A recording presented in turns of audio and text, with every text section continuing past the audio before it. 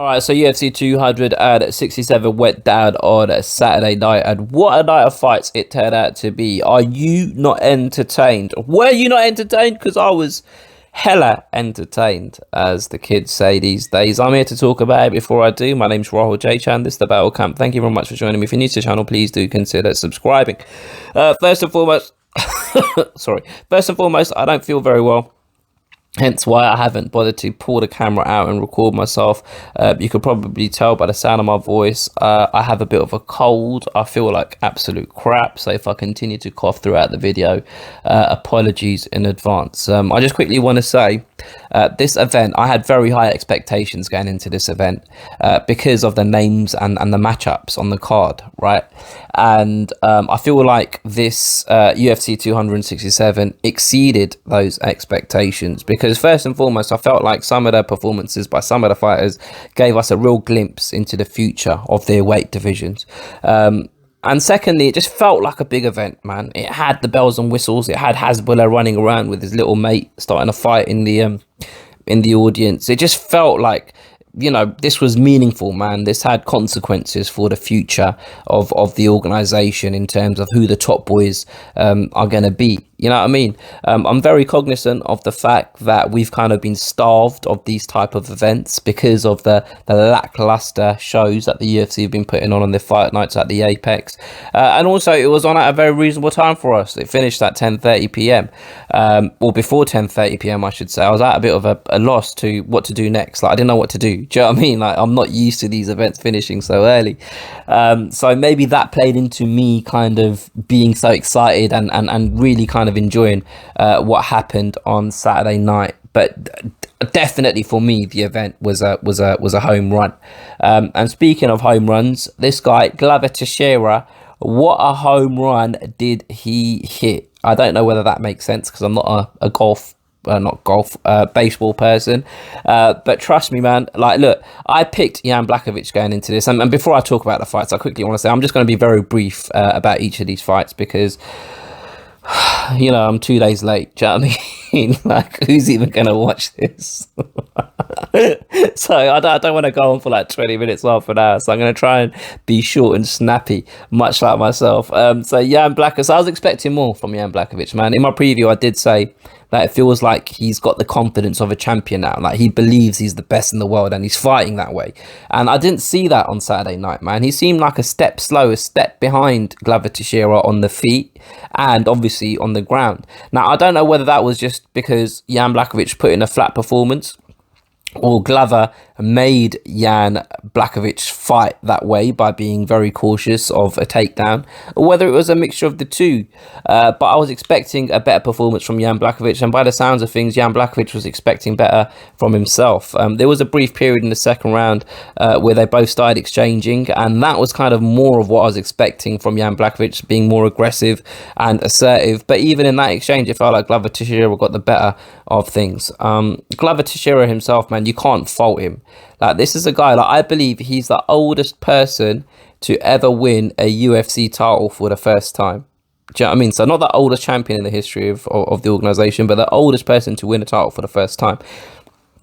I saw a tweet from someone saying, for context, Glover Teixeira is older than, and then he named like Andrei Arlovski and like a few other people, fighters that have retired like years and years and years ago.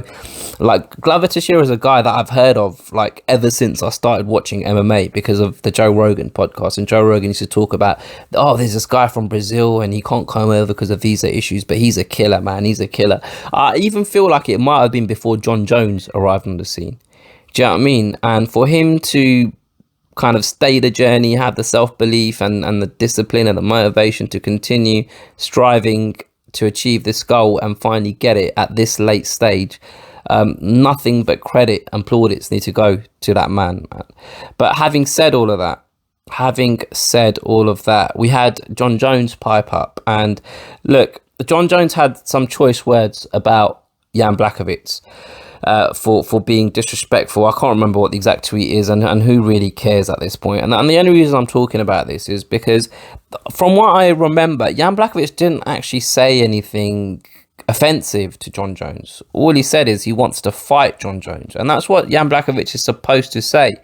because he won a title that John Jones gave up. Right, so John Jones relinquishes a title. He's still in the organization, and Jan Błachowicz wins. He's supposed to call John Jones out because that's a cloud hanging over the division. When I made my preview video, one of the first things I said is John Jones. I addressed John Jones. Do you know what I mean? And for John Jones to be so sensitive and always like seeking this, I don't know what it is, like he always just wants this approval and acceptance as the best ever, and people to kind of revel in the glory of his greatness. It doesn't make sense to me, man. Like there's a time and a place, and just shut your mouth sometimes. But that's John Jones, innit? That's half the problem with that, man. It feels as though Jiří Procházka is next for Glover Teixeira, and I feel like that Jiří would have preferred to have fought Jan Błachowicz, a guy that's a kickboxer who's going to stand up, but Glover can mix things up. So actually, I'm quite looking forward to that fight. I'm quite looking forward to how that plays out if Jiří is indeed the next guy. But one thing that I couldn't help but feel watching that fight on Saturday night is, irrespective of the sense of achievement for both of these men, right? And I'm not taking anything away from them. If you look at all of the different weight classes throughout the UFC, and you compare the champion of each of the weight divisions, the current champion to the champion 3-4 years ago, each of the classes, the fighters in each of the weight classes have progressed. They've gotten better, right? And I can't help but feel the light heavyweight division has actually regressed. Like 3 or 4 years ago, we had in that weight class, maybe 5 years ago, I can't remember the exact timelines, but at one point we had John Jones, DC, Gustafsson and Anthony Rumble Johnson at the top of that weight class. Compare that to now. Like those men in that era would wipe the floor, I'm sorry to say, with the top boys in the light heavyweight division currently. Like for me, the light heavyweight division has always kind of been the crown jewel for the UFC. Ever since I started watching it, back in the day, Randy Couture and Chuck Liddell and Tito Ortiz, and then you had the next kind of wave of Rampage Jackson. I know, you know, and Shogun. I know they fought in Pride, but when they came over, and then you had Machida, you had Evans. Like for me, that's always been the weight class that is like I found the most exciting. And right at the moment, and again, and I feel bad saying this now, but it just feels like it's just not where it once was, and we're waiting for this next wave of talented fighters. And Jiří might be one of them, and we've had a few false kind of promising, or guys that haven't, or we put too much potential on guys such as Walker, etc.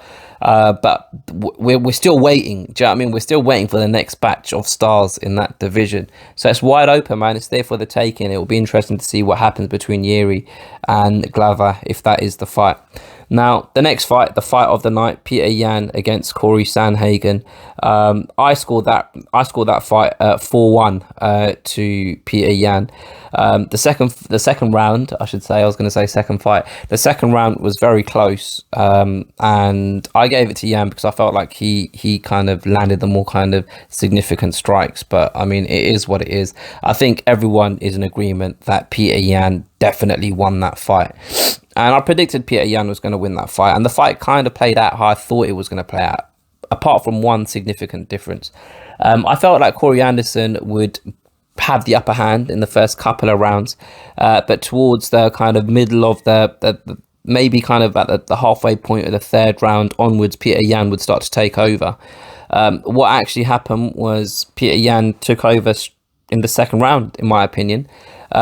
I feel like this is a bit of a wanky kind of phrase that's used in combat sports, but Peter Yan is known to spend some time downloading the data of his opponent, and I felt like he would need more time, just because obviously Corey Sandhagen is such a technical striker and someone that kind of is so high level with what he does on the feet. I felt like it would take Peter Yan more time to get his timing of his opponent, but it didn't. And again, I made this statement in the preview video. To me, it feels like Peter Yan is a fighter at the core. So technically, the way he fight is a very technical fighter. Don't get me wrong; he's very good on the feet, but he's not afraid to get stuck in and mix it up and get involved in a fight. And to me, Corey Sandhagen, I don't know whether I've ever seen him do that. We saw glimpses of it on Saturday night, but I feel like the chips were down for him kind of by the third round. And he still carried on trying to be the technical guy, kind of trying to hit and not get hit, which is obviously the name of the game. But when that isn't working, I didn't really see a plan B. Do you know what I mean? I didn't see him throw caution to the wind and just try and get stuck in and try and do something. It got to a point where Peter Yan was just walking through Corey Sandhagen's shots, and he was hurting Corey Sandhagen. I mentioned that it felt like we got a glimpse into the future of some of the weight classes earlier on in the video, and Peter Yan for me is that, because obviously I honestly originally, like, when I started thinking about Peter Yan, I was like, well, I don't know how good his wrestling is, but we've seen that he's very good at defending takedowns. And then I didn't know how good his striking was, because I didn't feel like he had fought guys that were at the top elite level in that division when it comes to the stand-up. But he's shown us on that front, he's definitely, if not the best, one of the best. And I struggle to see who's going to beat him, man. Aljo is very lucky that TJ Dillashaw is currently injured, because with Aljo being out, I could very easily see the UFC making a fight between TJ Dillashaw and Peter Yan going forward. But the fact that they're both injured, I feel like it will give Aljo the opportunity to defend his belt, which is ironic, because at this point it actually feels like Aljo's the interim champion and Peter Yan is the consensus champion amongst the viewing audience. You know what I mean? Like, I feel like a lot of people look at Peter Yan as the actual champion now, given how the fight between him and Aljo played out. But I mean, I'm a fan of Aljamain Sterling. I struggle to see how Aljamain Sterling beats Peter Yan, and I hope Aljo is able to prove me wrong, because I like him as a person. But yeah, the fight that I really now want to see is TJ Dillashaw against Peter Yan. I feel like that would be very, very exciting. But Peter Yan for now is definitely 137% the real deal. Another guy that is the real deal is Islam Makhachev. Here's another guy giving us a glimpse into the future of the lightweight division. Now look, I previously said in my preview video that I appreciate how good Islam is. I know he definitely is one of the best fighters in the lightweight division. It's just I don't find him entertaining. And what he did on Saturday night was entertaining. If he can be consistent in the way, in fighting in the way he did on Saturday night, then we definitely have a star on our hands, in my opinion. Because even the way he spoke on the microphone after the fight, I felt showed more personality that I've seen from him prior. Do you know what I mean? Like, he said, now it's time to speak. I haven't spoken before. Now it's time to speak. Give me the title shot. That sort of thing, man. I feel like even though he dominates his opponents, he's just not very aggressive in the way he does it, right? If you compare him to Khabib used to secure the takedown, but he was kind of less patient. He was more aggressive. He'd throw strikes and he would kind of overwhelm his opponent, whereas Islam seems to be more technical, where he kind of bides his time and he waits for gaps to appear, and then he's kind of, did you hear that click?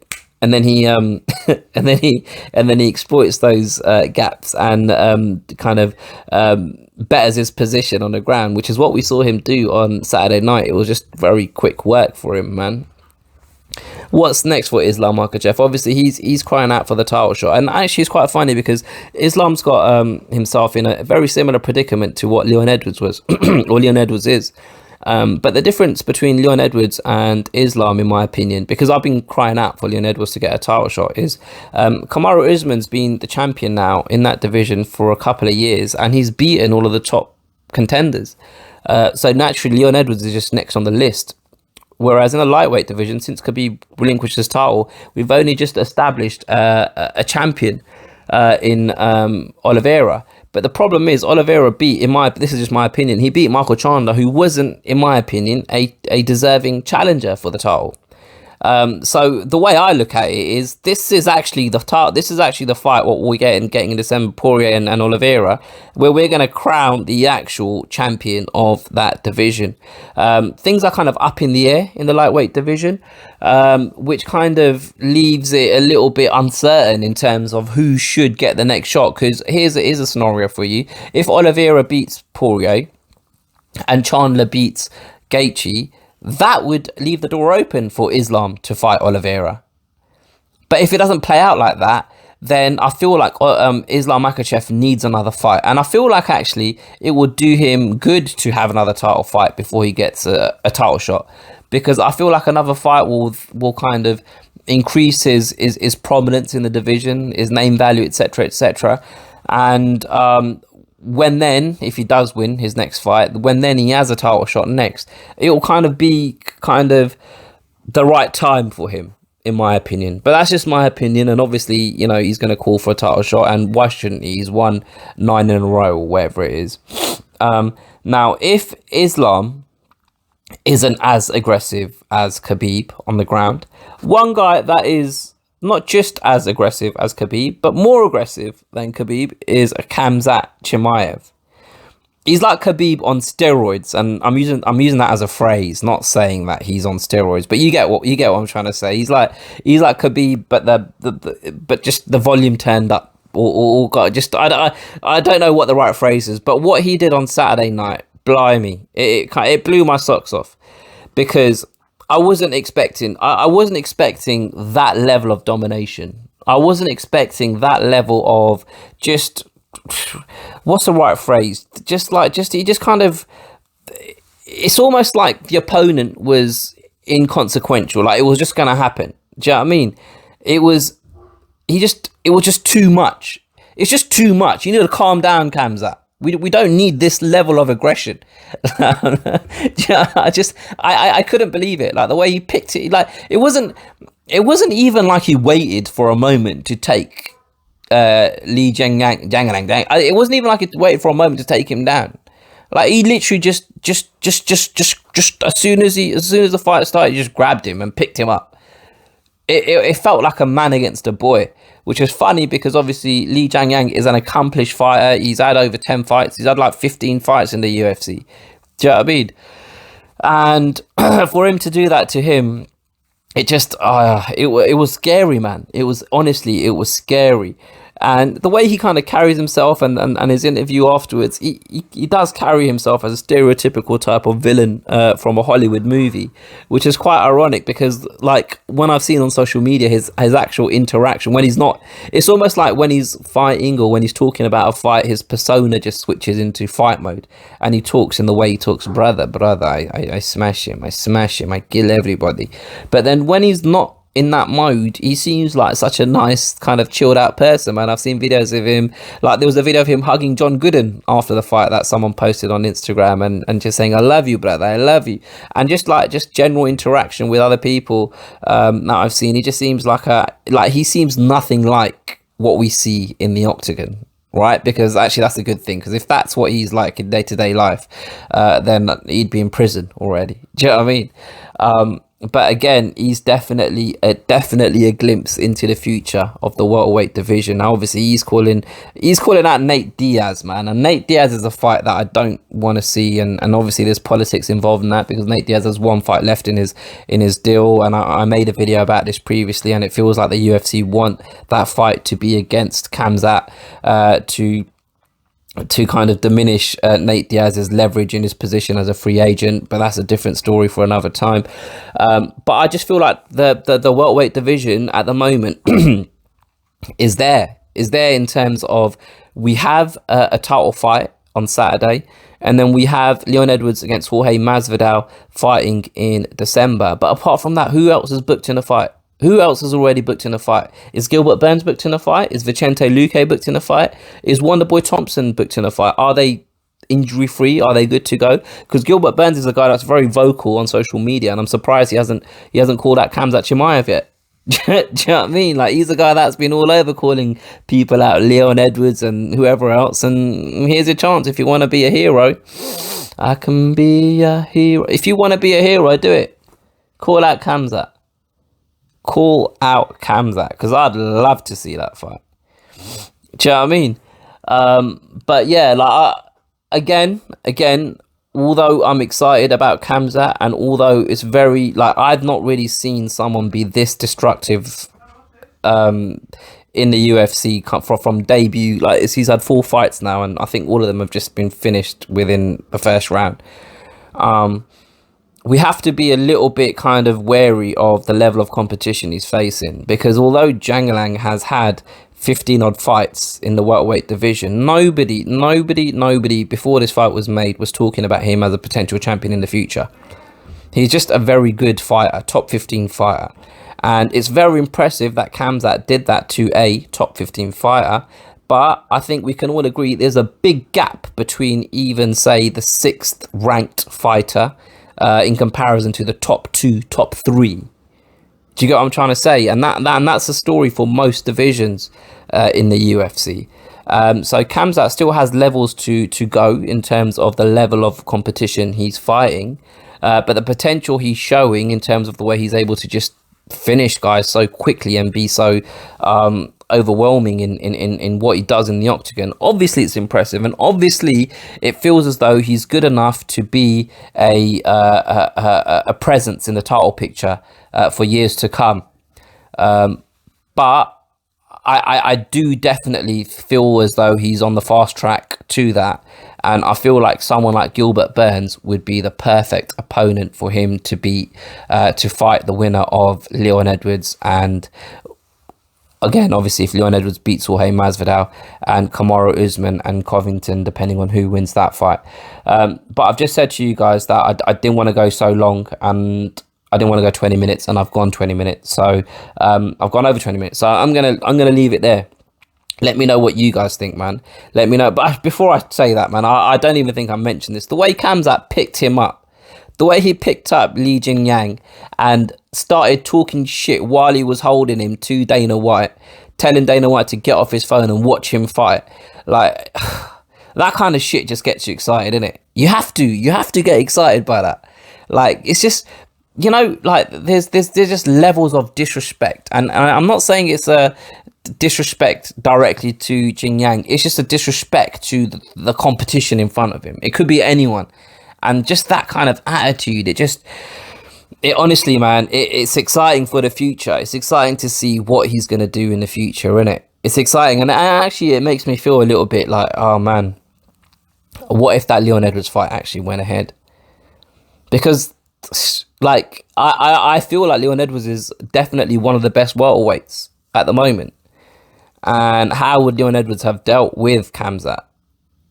It gets you thinking, innit? And for me, Khamzat is definitely now in the mix. It's just let's relax, innit? It's very impressive. It's very, very good what he did on Saturday night. But we also have to take into account who it was against. And I'm not trying to turn this into a thing of, oh, you know, but who did he beat? Who did he beat? Like Jingliang is obviously a very good fighter, but in terms of how they match up, his skills don't match up great to Khamzat's ability, wrestling ability. But then again, in the welterweight division, who's do? But I'm excited to see him fight again. I'm going to shut up now. I'm going to shut up about Khamzat and how excited I am about him. But yeah, an entertaining night of fights. Put your comments below. Let me know what you guys think about the stuff I've said. Share your own opinions about Saturday night. Who would you match these guys up with next? Feel free to comment below. If you've enjoyed the video, please do like, share, subscribe, all of that good stuff. I'll catch you guys next time.